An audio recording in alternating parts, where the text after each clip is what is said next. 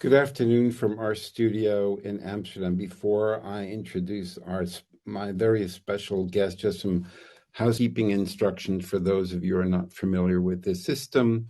If you want to clap or find something brilliant or funny, there are 3 emojis at the bottom. If you have a question or comment, just type it in the comments area and I'll address that. If you want to send a private message to anyone in the session, just move your cursor over their photo and a window will pop up. And if you have a burning comment that you want to join the panel, there's a microphone next to your name and just press that and I'll get a message about that. So I'm really thrilled because we have Bahiyah Yasmeen Robinson, who's fighting the great fight in the US.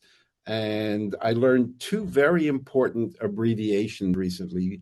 BPOC, which I didn't know what that was. And the other one was SJW, when someone started cursing at me, you're an SJW, and I didn't know what that was. So I looked it up and said social justice warrior. So I put that, that's a good title. I put that as my headline on LinkedIn. So, Bahia, thank you so much for taking the time. And I hope that you're safe and dry in DC. I'm going to go on mute. Thank you so much. And just share the audience who are not familiar with you, your journey and the work that you're doing, which seems almost impossible. Thank you, Robert. Really thrilled to be here and excited to reconnect in Europe this summer. So, and I mentioned this to you a few times that, the journey, it depends on how much time we have. It's been a pretty long and winding journey. I didn't mean to get into financial services or into the private equity space, but here I am, the second Black woman in the US to have launched, and it is launched and in market, a fund of funds focused on venture capital and private equity firms and companies led by women and people of color in the US. It is, and by the way, I'm the second Black woman. I'm the first focused on impact. So our mandate is for social and environmental impact on top of, so this blend of what I call holistic impact investment, which is both the social, truly ESG, environmental and social, governance. And so first Black woman to do that. There's one other Black woman in market, and I always like to uplift her. There, I think, 6 billion or so. But there's one other fund of funds focused on venture that's Black woman owned in the US called Fairview Capital. That she launched that firm over 35 years ago. So so to your point about the warrior and fighting the good fight and kind of doing the thing that is incredibly difficult to do. I'm in that, but I also, take this journey with a bit of a grain of salt. Part of that is because of my background. I have a very unique background, including my parents. So I'm African American. Both my parents were born in the U.S. It's important to note because I think I have a very global perspective, and I attribute that to both my parents who had been, traveling internationally, and particularly spent a lot of time in Africa before I was even born. And so as I grew up and came of age, I was just surrounded by, professionals and students at the time that were getting their masters, et cetera, that were from Iran. And my namesake is from Saudi Arabia. And, our friend down the street was a chef from Ghana, right? And so I was able to really learn about and feel a part of an international community living in New York City in my early years. And I attribute that to my parents and also my father. I think, the resilience and the ability to really push through as an entrepreneur, launch something new and novel and, hard is either, a product of being natured or nurtured. And so I think part of this was there's a gene or DNA from my father, who passed away 16 years ago, but who kind of was a leapfrogger. I have a few of those on both sides of my family, but my father was a orphan, born in Harlem, never was adopted, lived in orphanages his whole life, and as a Black man, African American, born in Harlem, born and raised, figured out a way to get PhD in applied physics from Stanford. So I was born at Stanford Hospital. We moved back to New York when I was just a few months old, and then had this very interesting international kind of not normal, early life. Parents split, and then reality, sunk in, and we moved to the breadbasket of the U.S., which is Central Valley, California, Fresno, California, to be specific. If you look at the state of California and you put your finger right in the middle of that state, that's where Fresno is.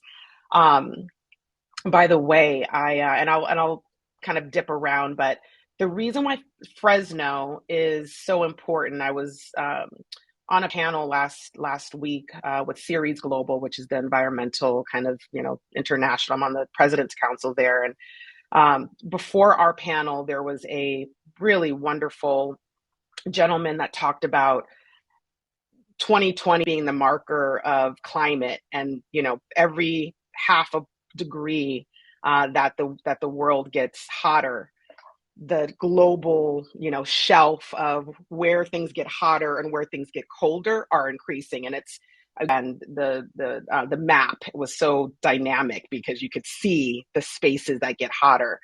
The breadbasket of California, of the world, really is getting hotter, and it's getting hotter quicker. And the epicenter of that is Fresno, California. It's, one of these things where I can't make it up. My mother lives in the place that's most affected and will affect our stability and our ability to, grow food over the next few decades. And so all of these pieces of social impact, environmental impact, are very personal to me, and but kind of unbeknownst to me. I will move a little faster. So mother is a professor, recently retired, very much focused on, equity and justice, equality. We can get into, there's so many words, diversity, justice, et cetera, what those things mean. But I was really, built of science, technology, education, and really trying to figure out how to, not just create a better world, but create a shared. I love this shareholders in a sustainable world. You mentioned that in the intro, and that shareholder piece is very important. We are investing in our future. We're investing in the reality that we live in. And I very much have been not just taught that, but I live that. And so my values and the vision that I have for, a better world for more people than just a small, powerful few is important. And I have been on this journey for a long time. So how did I get to private equity from, being a daughter of a physicist and a professor that just wanted to, figure out how to create a better world for their own family, divorced, couldn't do that as a family, and moved to Central Valley, California. I came back to New York City. And I've been an entrepreneur ever since high school. And so there were two things that were important to me. One, entrepreneurship, actualizing creative ideas. Two, I was always interested in bridge building internationally because of this background, which I shared with you. I was in Model UN. I was planning on being a diplomat. And in fact, it's still my North Star to be in the diplomatic corps, ambassadorial role, kind of when it's all said and done. And so I spent a lot of time in Model UN. I spent a lot of time, dreaming about, being in the Foreign Service, et cetera, as a diplomat, and living in these exotic places and really digging into the culture. But entrepreneurship hit me very early. And I was able to, one of the, I think, highlights of my entrepreneurial career, early businesses, was importing textiles from Tanzania with a girlfriend, my best friend at the time, that spent a year in Dar es Salaam and brought back all of these amazing East African fabrics, and also established a relationship with the women's cooperative where we started bringing in dyed, like tie-dyed, hand-dyed textiles, and started making clothing out of them. And it really sustained a lot of our college, dreams and travel and stuff like that. We had a difference of opinion on what type of infrastructure the business should have. She wanted it to be a nonprofit. I wanted to be a for-profit. And so that was my first lesson in, you have to find the right partners that share the same dream, because even if you have an amazing product where you're doing really well, if you can't, if you can't agree on the framework and the infrastructure of said business or said idea, then it just doesn't work. And so I think it was a powerful lesson. As I graduated university with my degree in international relations, I had a decision to make. Was I going to just go ahead and go into the foreign service, which was an option, or was I going to continue down the entrepreneurial road, which I was told by a couple of diplomats that I, spoke to just kind of determine, because I was a little bit torn. And one of the guys, I don't even remember his name, but I remember the conversation so well. He said, you're already in this entrepreneurial mindset. I see it. I've seen, you shared with me what you've already done. You're just graduating college, he was like, look, you can go into the diplomatic corps and, 25, 30 years after bouncing around, you'll have kind of have your say in appointments.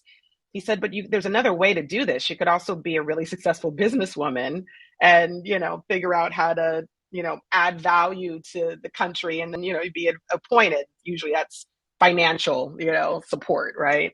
And so he broke that down, and I thought, well, first of all, I have some time because I had 10 plus years before the age, limit as sit-in. So I said, let me double click on entrepreneurship. Let me really sink my teeth and spend the next, 5, 6, 7 years figuring out if this entrepreneurship track is the right way, right? So I went to a small family office, managed some of his businesses, most of his businesses. He was based in Los Angeles. He had some international projects. I learned over the 5 years of working with him that most of his most needed businesses were mostly US. So I left because there wasn't as much of that international component as I had hoped when I started with him. But I did learn how to, manage businesses and see different types of media, technology, financial inclusion types of organizations and businesses that he was affiliated with, that I was able to work with and work in. And so it gave me a lot of real world experience, but I had veered away from the international development piece. And here I am kind of mid-20s, and I wanted to make sure that I had that element as well. So I moved back to New York City, and I worked at the Council on Foreign Relations, right? Because that's the center of, international policy, world policy. And there I learned some very important, or maybe validated some very important things that I think have, again, led me to this space. One is, this is early, mid 2000, so it was like 2005, 2006.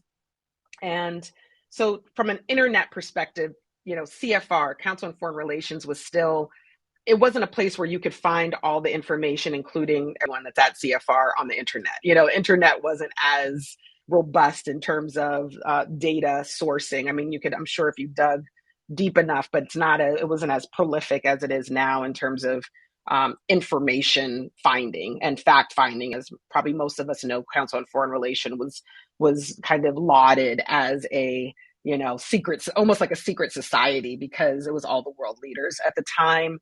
I was kind of the membership coordinator for all of for these said world leaders, about 1,400 of them across the world, right? So we're talking about everyone from all the top CEOs of every, Fortune 100. I mean, those were, definitely on the list, and members, every, significant head of state from president. So I saw President Chavez, face to face, Schwarzenegger when he was governor of California, Hillary Clinton many times in different roles, Chinese CEOs, Indian CEOs. I mean, just you name it. Just and the perspective that they had in these closed door conversations was very different than the media, than the New York Times article or even the Foreign Affairs article. And so I started to really map. You have different conversations in different rooms, and that was that's something that you can hear and say, of course, you can have different conversations and different rules. When you actually are in the rooms that most people are not in, and you hear those conversations, it creates a different perspective of how many levels and how many layers of both information and perspective are you really sharing, particularly as it relates to like foreign policy and business at any given time. That was those 2.5, 3 years were really important for me to understand how power works, and how you have to have an understanding of that to really make a bigger dent in the political and or financial world. And I call it a world because it is global. We are global now. It's not just one particular country. We are all interconnected, and everyone that's playing the game at the highest level understands that. And I think that was the validator. That was the important lesson from CFR that I got.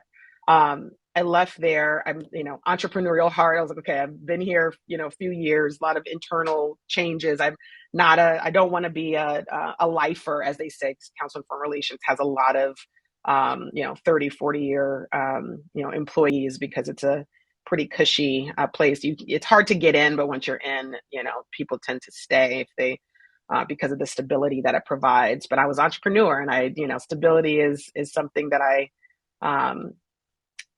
is not my top goal. You can't be an entrepreneur and want to be stable. I mean, that's, it's almost like diametric opposites. And so I left, unfortunately or fortunately, I left right before the global financial crisis.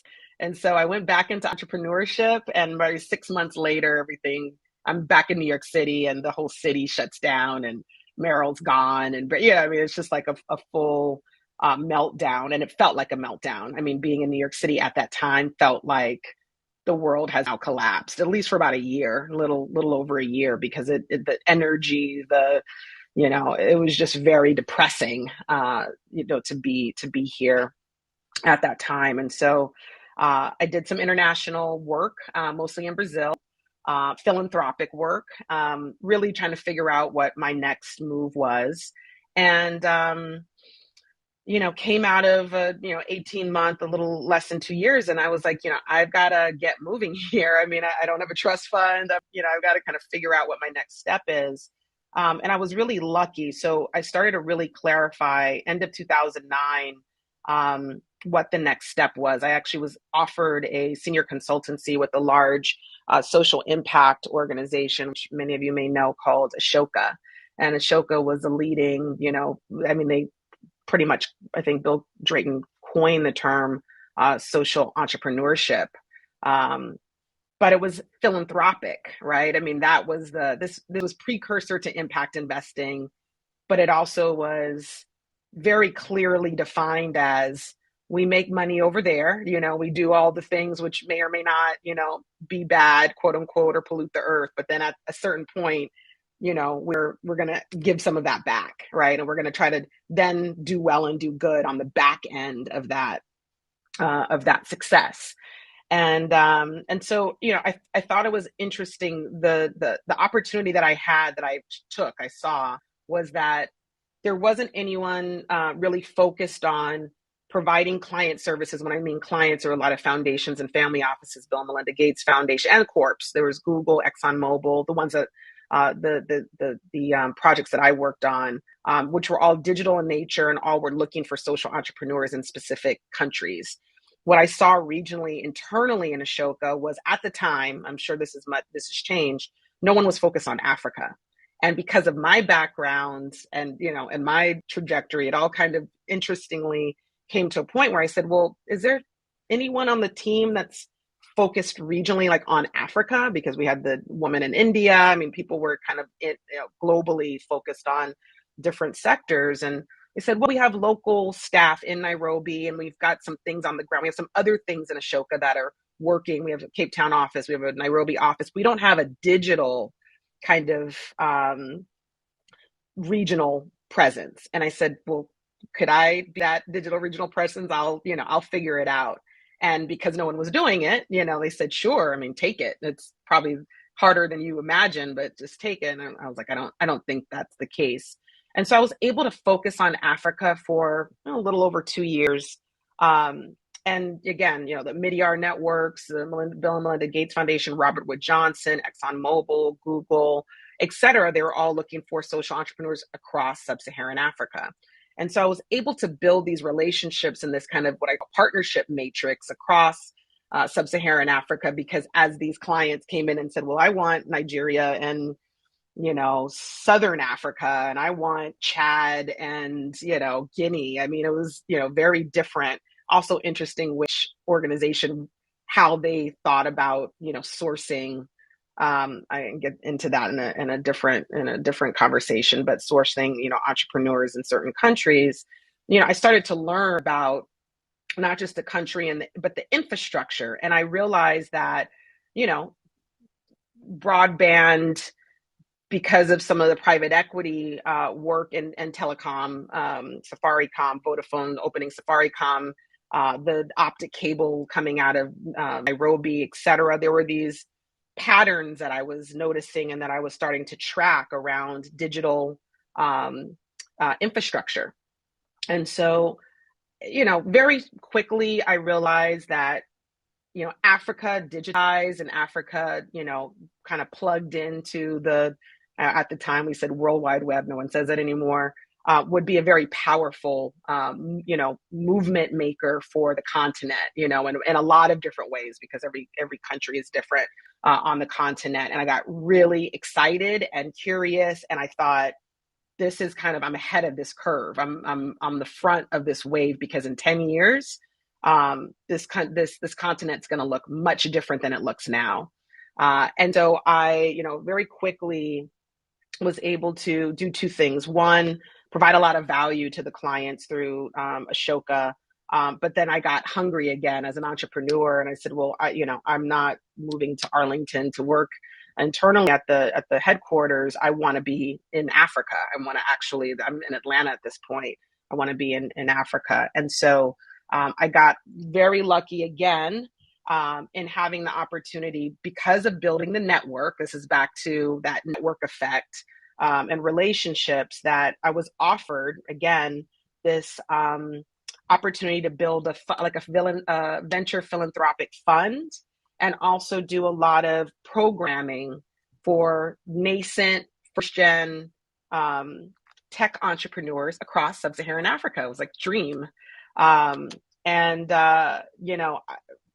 was an offer. There was someone that I had been working with and helped through the Ashoka network for a couple of years, and just kind of helped him get engaged and put him on Ashoka's radar. He was also in TED, which had just launched around that time too. So he was really keen to be in those spaces.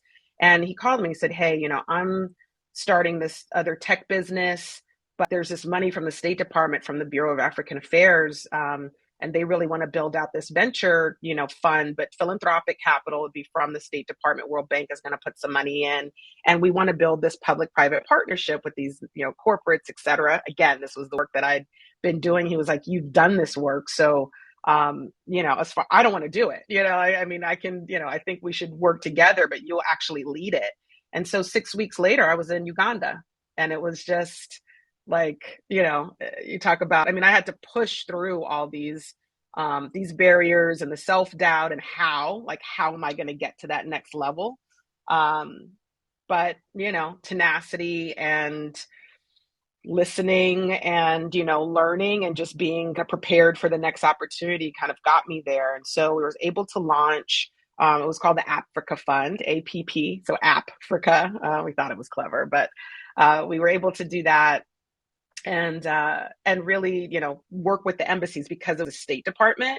There was diplomatic, which was cool, was that every year, we did it about 3 years, they had a different, diplomatic kind of focus. So gov tech, ag tech, small business. And so we were able to, have programming and engagement around those diplomatic, State Department diplomatic focus areas, but then also engage entrepreneurs, tech entrepreneurs that were building solutions, local solutions around those things, and then kind of create this diplomatic dialogue, but also provide capital to them.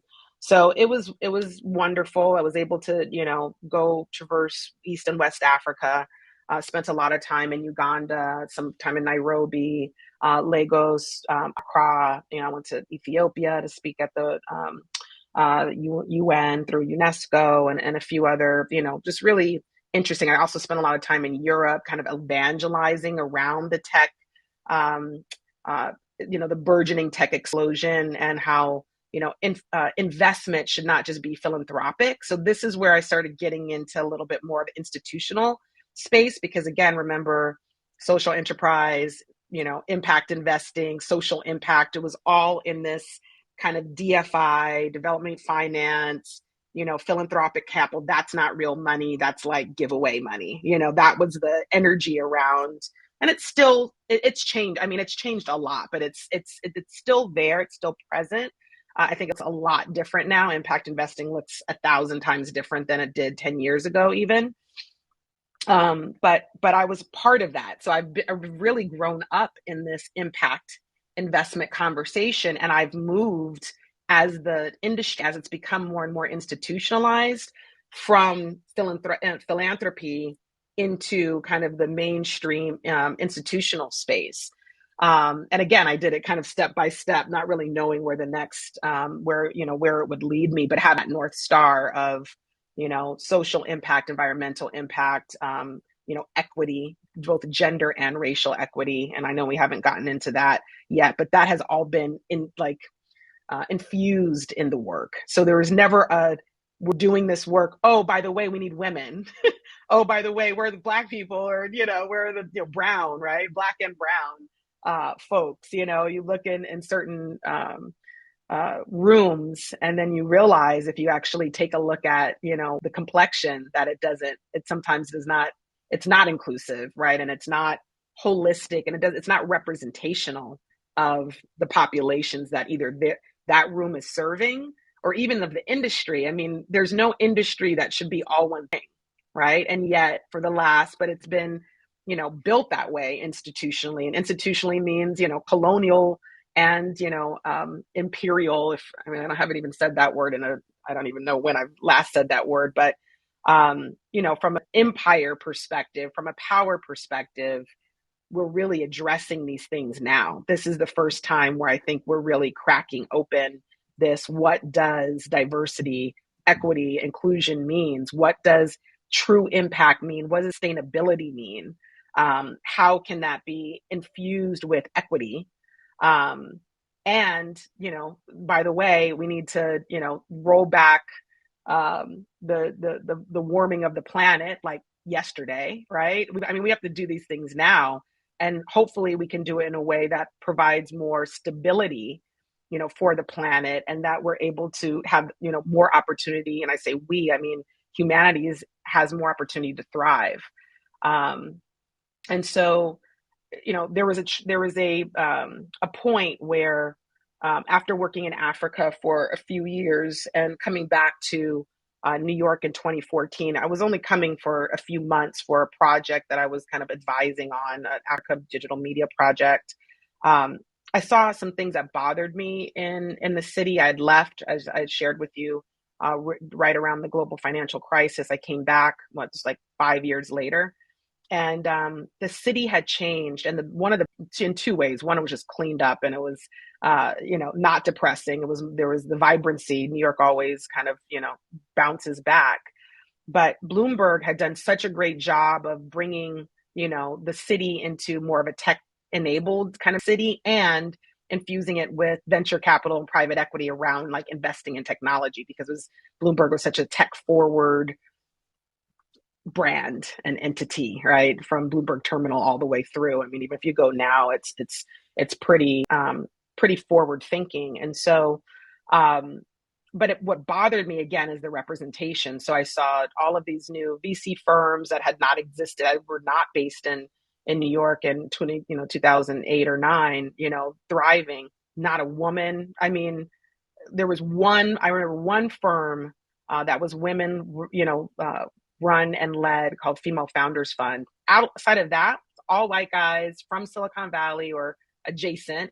that were replicating that model, in New York City, and that bothered me. It bothered me for two reasons. One, I had been working in Africa as a African American. I mean, not an African, that had been born there, but that had an affinity and also DNA. Right, 70% of my DNA is African, and so I felt comfortable. I felt like I was an extension of that continent, but I'm an American, with American cultural values.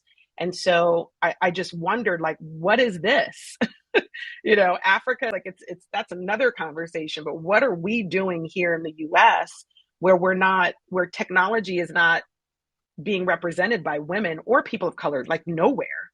And so with the, relationships that I had built and, city government and US and corporations like, Microsoft and others, I have to shout them out. They were trying to figure out how to be more inclusive and from a not just from a founder perspective, but also from a talent perspective in their own in the company.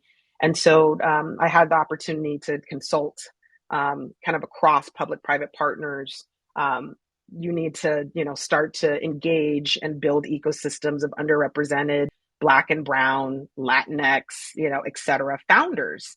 If we're talking about technology, why aren't there more not just employees, but also opportunities for investment? And so this is where there was a big kind of light switch for me. I said, well, I've been working kind of on the ground. I've been working with founders and founder ecosystems and programming and all this stuff for young up and coming founders in tech. Regardless of the country or the regional focus, who's investing in them? Because I'm seeing all of these founders, I'm not seeing any capital.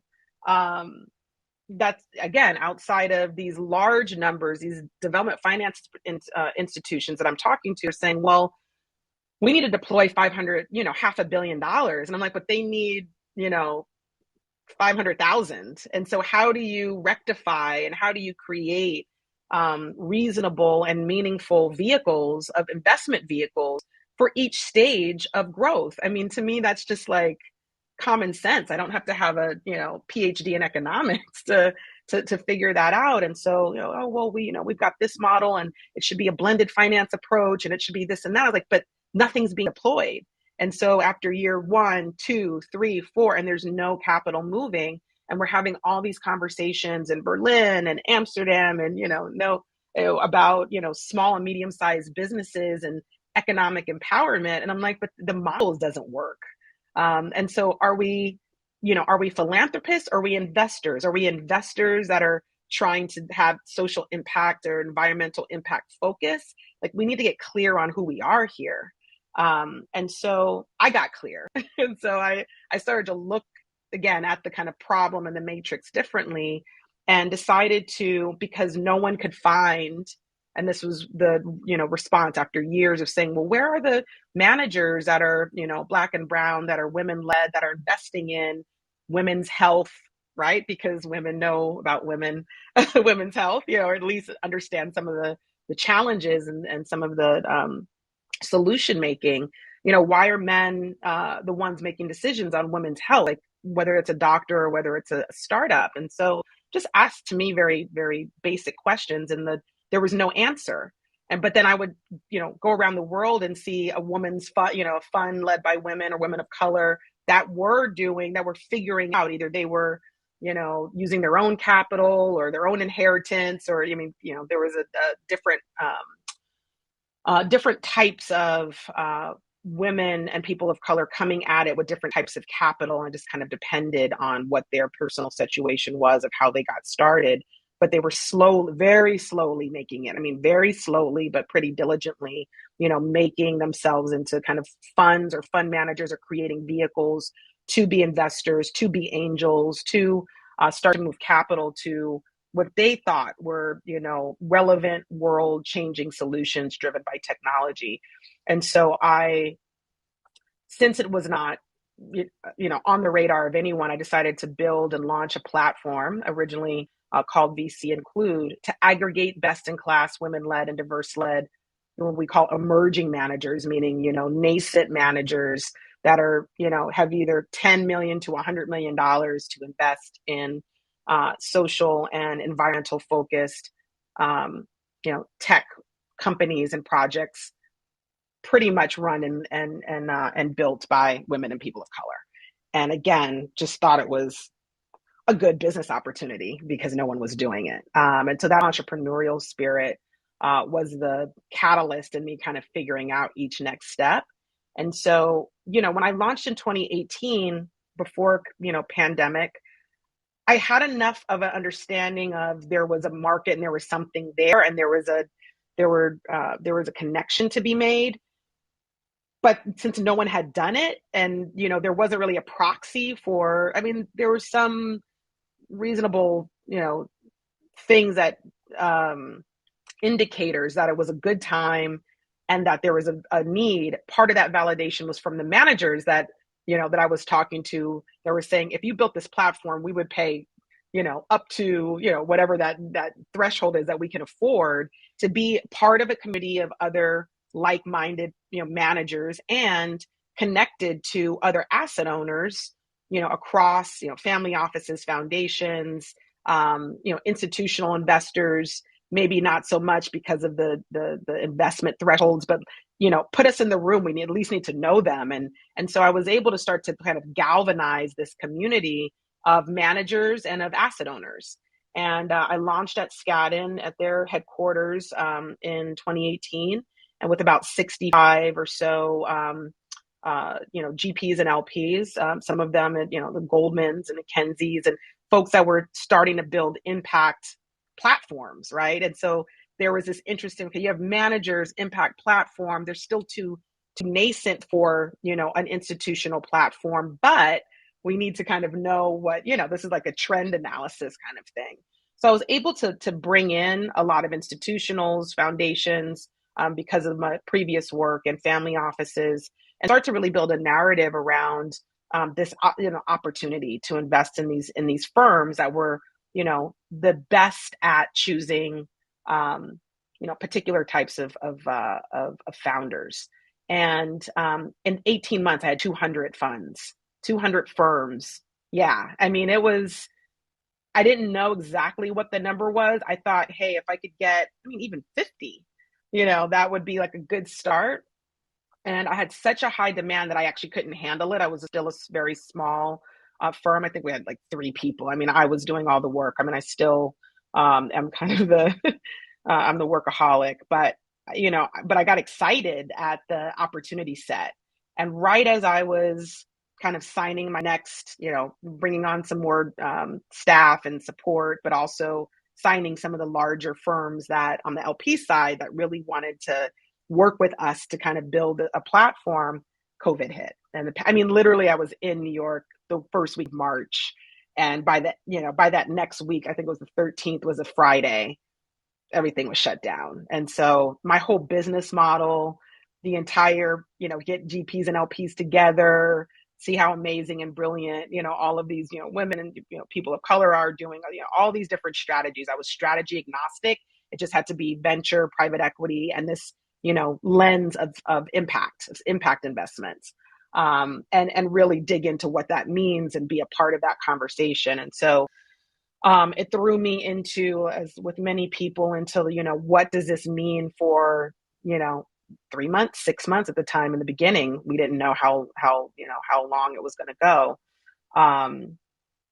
And what came out of it were, 2 or 3 things. One, the need to create some infrastructure around new managers that were coming to market with these brilliant ideas and with strategies and mandates to invest in the things that they knew of, whether it was, health, health, for women's health, or whether it was, more environmentally focused because of, climate disproportionately affecting communities of color more than most, and countries that are, house, and where communities of color live, like, sub-Saharan Africa, other places that don't have as much security.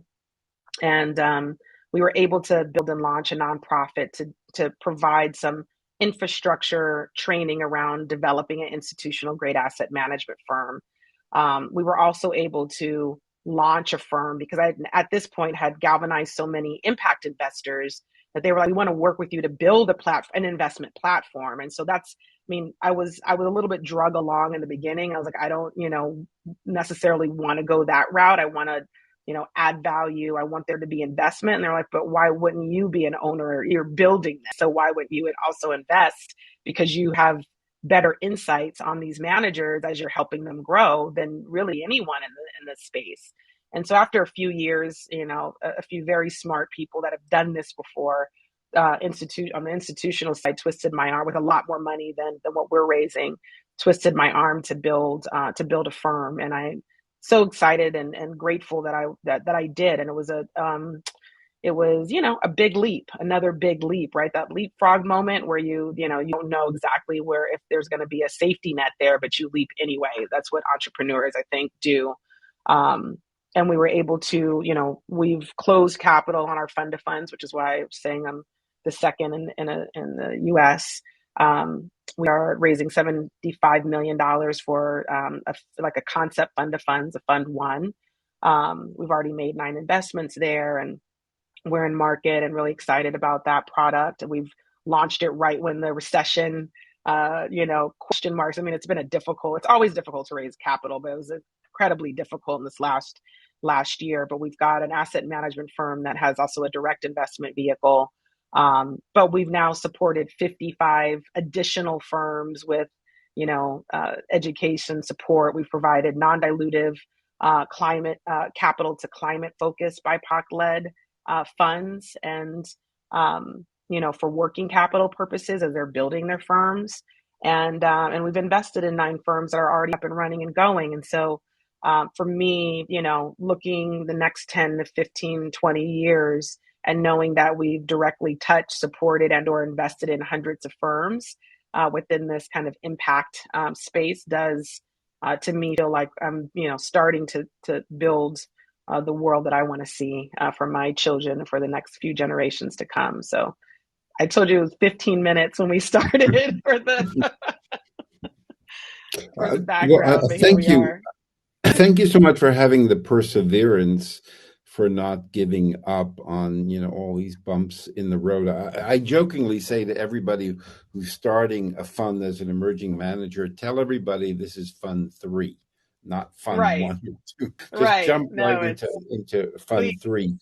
So your fund of fund, that would invest mainly in North American funds? The first one, I mean, that's how I got the anchor capital, right?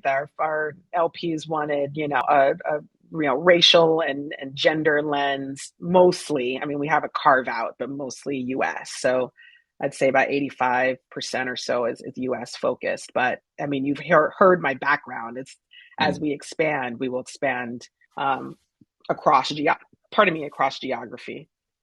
And would you invest in, I think, I'm not sure if it's Serena or Venus Williams fund. Yes. Or would she invest in you? We were planning originally, but the timing of the LP capital came in a little too late to invest in we were both thrilled to invest. I was thrilled to invest in her. I won't share who, but I got a little bit of pushback. And this goes into the complexity around perception and labeling and, black and brown and who gets, and back to the power thing. I got some pushback when I was launching the fund a little over a year ago, year and 3 or 4 months, because I had said, there's a Black woman, Serena, right, champion in tennis, who has almost 50% IRR in her family office investment into the tech industry. This very impact focused financial inclusion, health and wellness, maternal health, et cetera.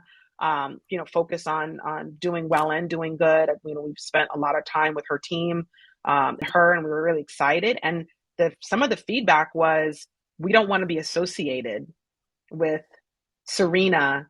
That's not the right, profile, because we don't think that Serena needs the money. I mean, and this is what I'm being told. And that, if you're focusing, and it feels, this is what I was told. I mean, by someone that does not look like me, by the way. And more than one person that does not look like me. Well, I think we love Serena in tennis, but we're just concerned with our if we are invested in your firm and you're investing in her, into Serena Ventures, into her firm, that, it looks like you're being elitist. I mean, these are the conversations I have to have every day to kind of like, wait, what?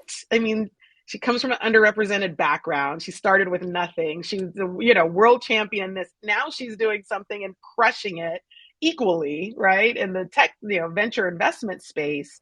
But now she's demoted to, now she's too good. I mean, what, Well, at what they just point, want smiling children in Africa drinking milk. with That's it. flies on their face? Yeah. And then if they get $1, then they're excited about it, right? Because it's $1. It's like Yeah. a whole dollar. I mean, so, I have to play, and, I have to circumnavigate a lot of unconscious bias, which I don't know if in Europe you guys talk about that much. I don't know how Depending how the it's, country. sorry, Depending the country that the country. that you're in, they don't have a monopoly on being transparent and open and embracing. So it really depends. Depends on the But culture of the country. Yeah. that's that goes back to the story of that. Are the investors really serious about this? Or is this the new Increasingly, way of yes. making a selfie and cutting a ribbon? So this ties into this ESG backwash. I think we're coming to a reckoning of authenticity, of like, why are you really, what's underneath what you're doing, and why, and where's the like, where is the value, and where, and kind of the receipts, as we say in the US, like, show me the receipts, which just means, where is there tangible evidence of what you're saying you want to do. And so I think there is, just like anything, we're into ESG. Where, I mean, you're saying it's a minority owned firm that's focused on decarbonization, but there's like one Black person and everybody else is, white people. And so, like, what are we, and so there is some real, and I think it's healthy, cynicism around what are we really doing when we say social and environmental impact. And it's important to continue to knock on that door and say, show me the receipts, right? So I Mhm. think that part is fine. I think on the other side, there are some incredibly gifted investors that have done their time, that have, been in these institutional places, that know how to invest at a particular vertical, or that have been operators and understand a particular market opportunity, that are absolutely ripe, but that get pushed along the side because they're not, in the right package. And so I think, again, across, really the globe, and digital revolution is driving this. We have to be a lot more intentional, a lot more thoughtful, and a lot more strategically self-aware. When we say we're doing impact investing for social environmental impact, what does that look like? And it's a range, it's a spectrum. It's Mhm. not just one thing. And we're creating that canon, we're creating that framework. It doesn't exist. We don't know what it means, right? Because we have to create it. There is no proxy for impact investing from 30 years ago. I mean, unless you're talking about investing in water, with like scientists in the ocean. I mean, we have to look at it differently and create it together. And so I think we're making a lot of progress on that. You were a diplomat at one time. So how do you remain? Not yet, not officially. Well, I mean, you were probably polite when you needed to be. How do you remain a diplomatic when people are saying this stupid shit? Like, well, Serena's too successful. We want losers. She's not Black enough, in a Yeah, way, she's or not black woman enough enough, or or whatever. woman So enough, right? Yeah. how do you? I mean, because you're quite chill, at least when I see you. I don't see you, standing up on On the soapboxes table. and screaming at people, you stupid idiots. I feel like my eyes convey that. I can smile and be like, really? I mean, my face does not, it portrays me, or at least I'm trying to learn the art of, um, social cues. But it's exhausting. I mean, and I say that both humbly. I also think that I am in such a unique and privileged position, and I recognize that as the strategic self-awareness too, that I can even, you know, poke at these things and get, reasonable pushback, but not a complete blow up.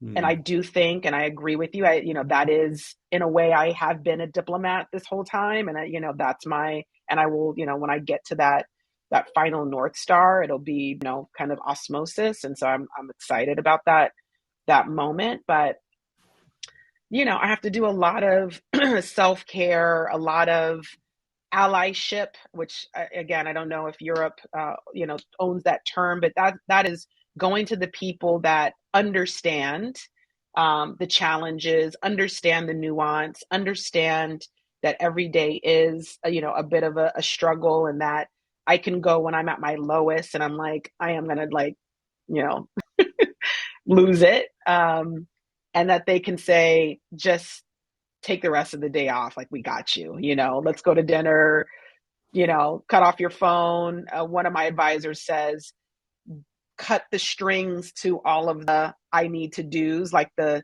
tin cans that are chasing you. Like you have a string with all those tin cans. And so, sometimes at one point I was like, I'm going to bed, like, anxious, right? Because the next morning she's like, you've got to cut those tin cans and just let it, if you do 3 things a day and you do them well, and this is from a 75-year-old woman that's, done incredibly well in this kind of space. And it's been hard for her, but she was like, I've done that because every day I do 3 things. And those 3 things, week on week, year on year, you've come so far already. And so don't let that baggage and those tin cans drown out where you're going. So who is your ideal investor? We had a professional football player named Will Allen Oh, yeah. speaking a while ago, very Hmm. successful. And he told me about a Hmm. network of Black sports celebrities. I forgot the full title, I am something or other. Is that the group that you target for investors, or do you go more to the Donald Trump types? In the middle.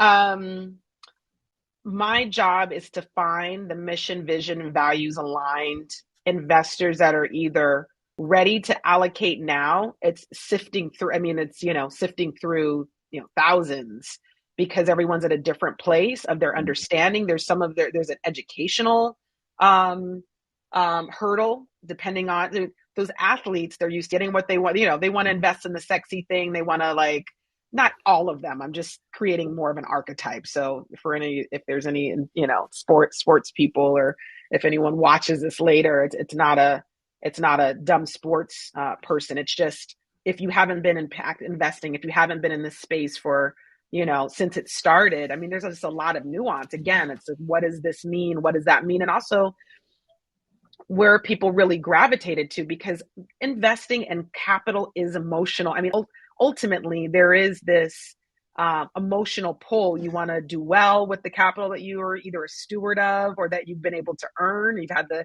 privilege to earn, right? You don't want to lose the money, but you also want to invest, in a prudent way. And so I'd say, the investors that invest in us are across multiple LP segments. Sovereign funds, could say, look, we want to anchor fund 2, now, right? With $50 million. I mean, I'll raise probably 250 in our fund 2, right? We'll get somewhere between 75 and 85 million, maybe 100, depending on where the winds shift this year. And then we'll be, off, to your point, we'll be out of the concept fund 1, into fund 2 and 3. And so there is a world in which, an institution or DFI says, we've been working with you informally. We've been on all the panels. We've seen what you've been able to build. We want to put $500 million or $1 billion to work in, these sectors. And you've built enough of an infrastructure, in your own firm to be able to handle this. And so let's partner going forward. So I'd say, again, there's building for the long term, which I'm doing macro, micro every day, right? I'm building for the long term trajectory of the next 30 years.